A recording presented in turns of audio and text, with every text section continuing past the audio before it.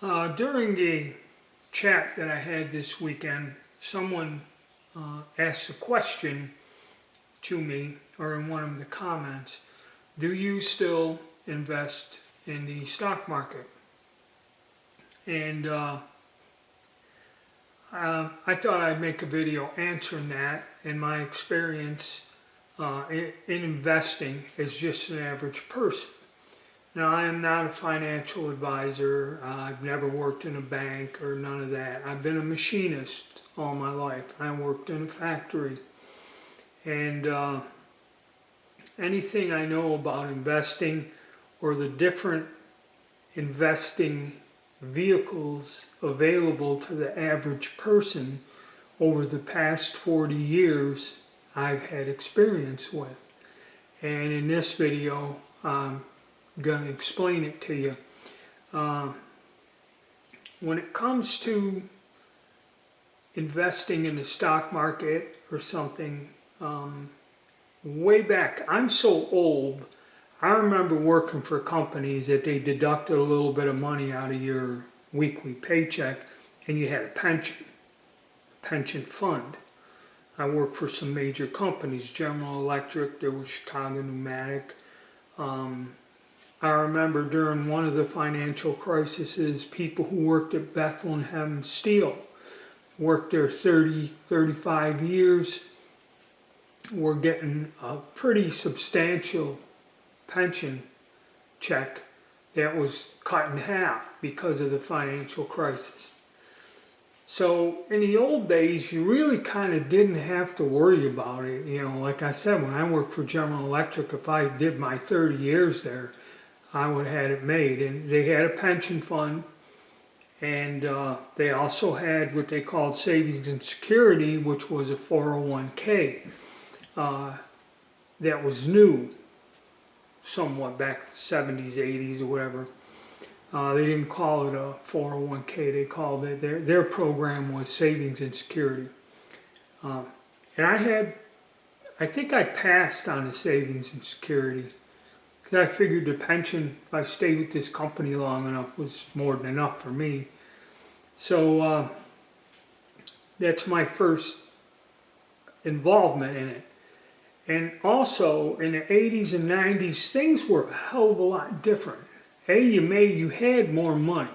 You might not have made, in terms of, if you look at what my annual income was compared to what you need now to survive, it was less, but, you know, in the early 80s, late 70s where I lived, and then again it varies from where you live. For me to say, hey, I was making about $22,000 a year, at the time where I lived, that was enough to be married, have a home, a car, children, and actually be able to put away money to send them to school. Okay, you live fairly well on that. Now, I believe that's, by our today's standards, $20,000 a year is sub-poverty level, all right? So, that's the way it worked. I'm so old, I also remember when health insurance was just a benefit. You didn't pay nothing into it, okay? That all changed over the years.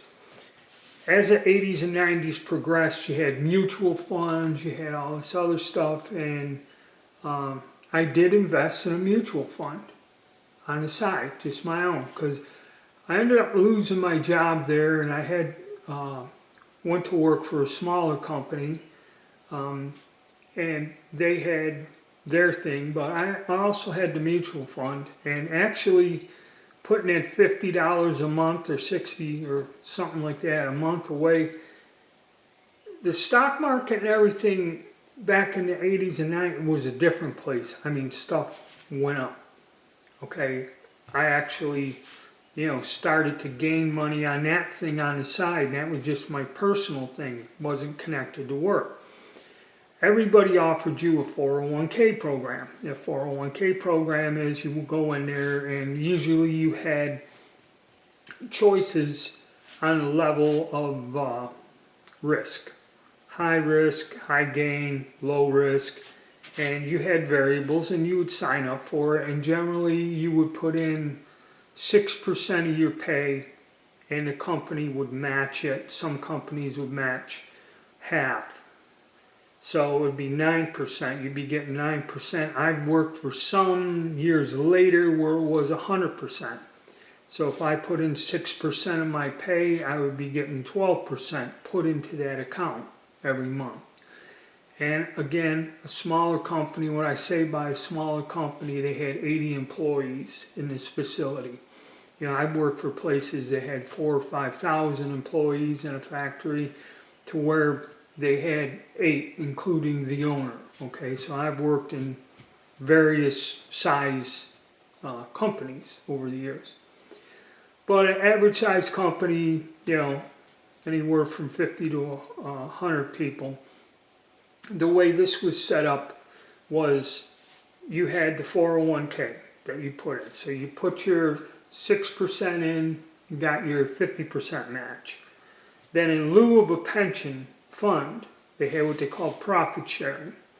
And if the company was profitable, there was a separate account connected to this. It was like a 401k, but it was, you had no control over it.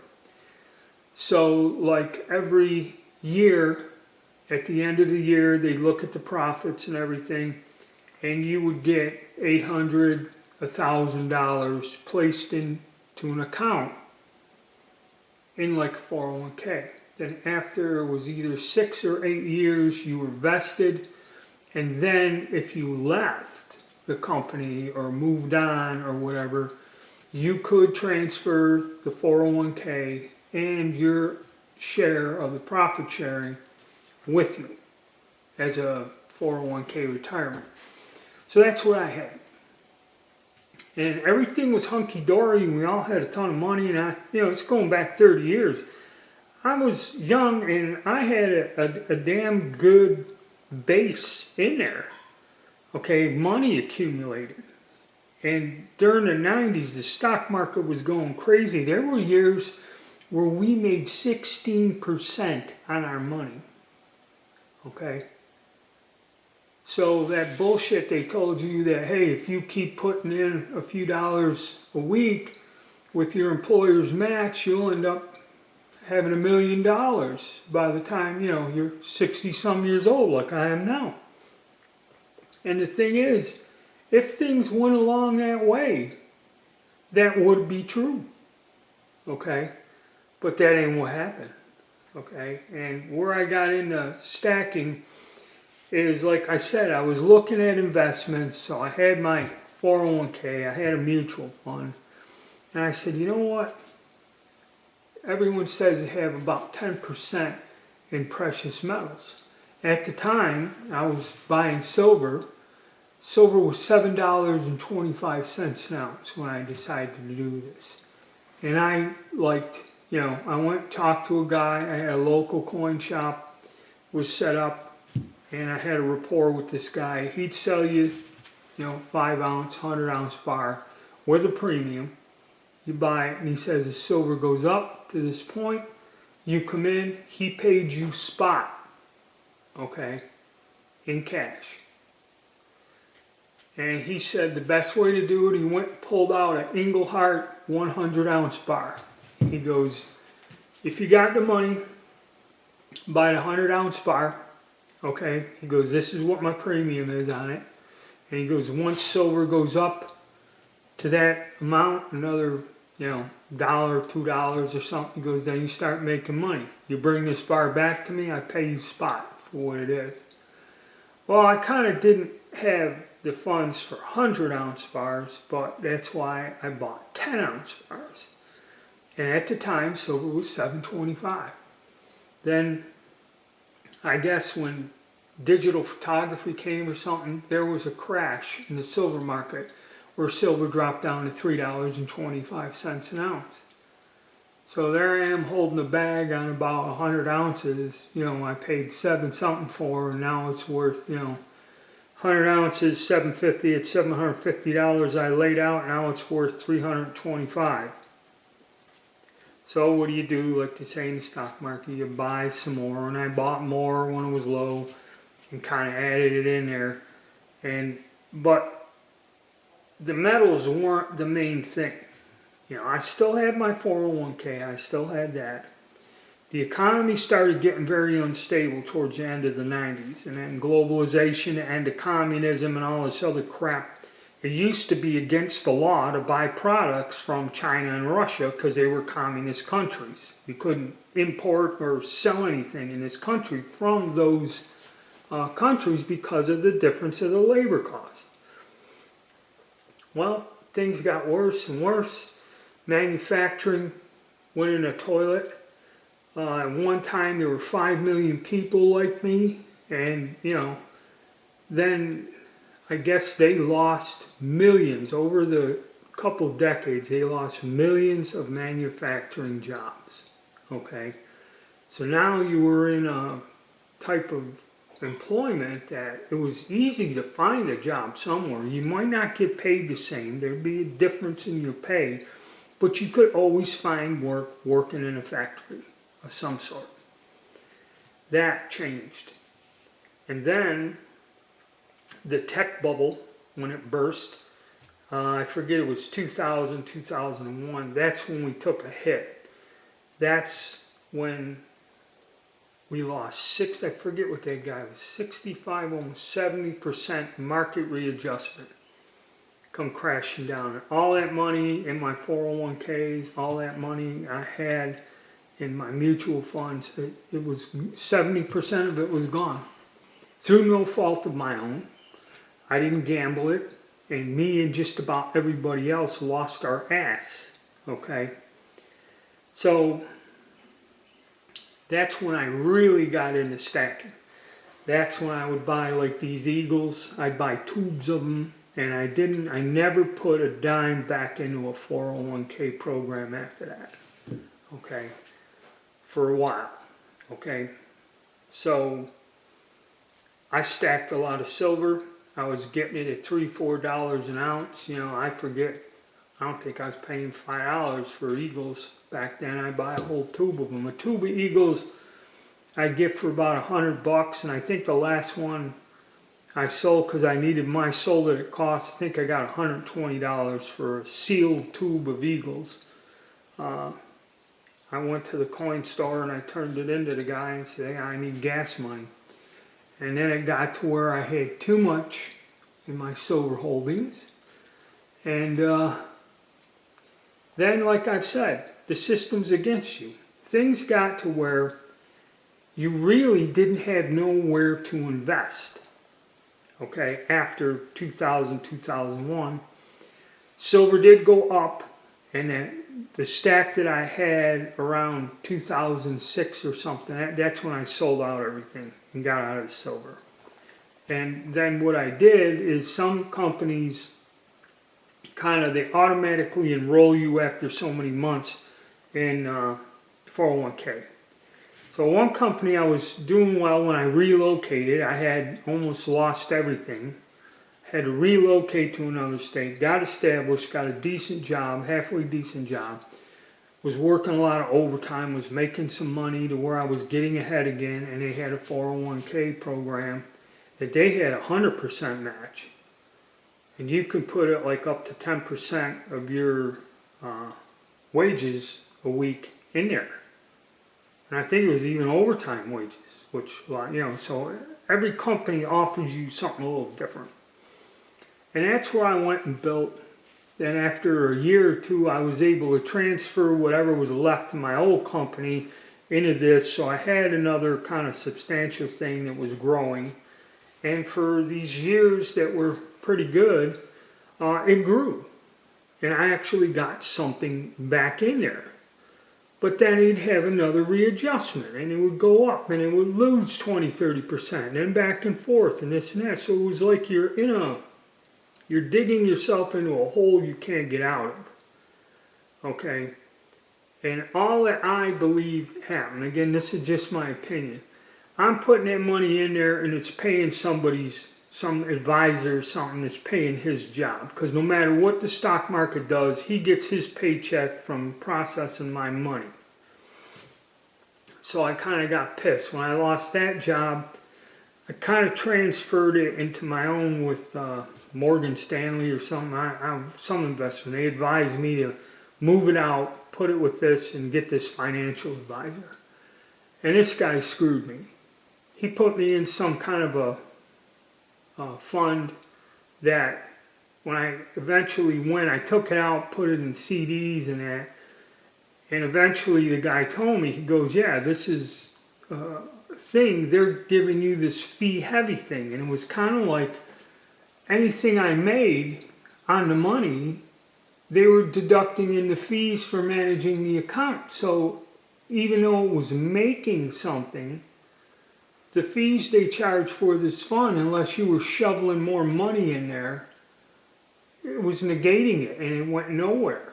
Okay, this investment was going nowhere. So then, of course, they lowered the interest rates in the 2000s to where it was zero. So putting it into a CD really wouldn't pay none. I think I had CDs that only paid 1% or 1.5% or some weird shit, but I was getting pissed off. So I put it in there, then I took the money out and just sat it there. Then somebody found it and lied to me and put it back in the stock market again in a 4, and I lost money. So then I went and drew it out and took it to the local credit union. And the local credit union set me up with an investment thing, and the guy said, hey, we'll put it in here. He goes, these things are giving you are fee heavy. He goes, we got this thing. It's not going to pay a ton, but then again, you're not going to be losing everything in the fees. So I took this lump sum of money, put it in there, and over a period of 7 years, I averaged out making 8% on the original balance. And it goes up, then it goes down, and it goes up, then it goes down, okay? Which, if you have time and you're younger, that's fine. But now I don't have time. I'm retired. I'm not working. I don't have money to funnel in there to boost it or raise it up. And the volatility and up and down is not good.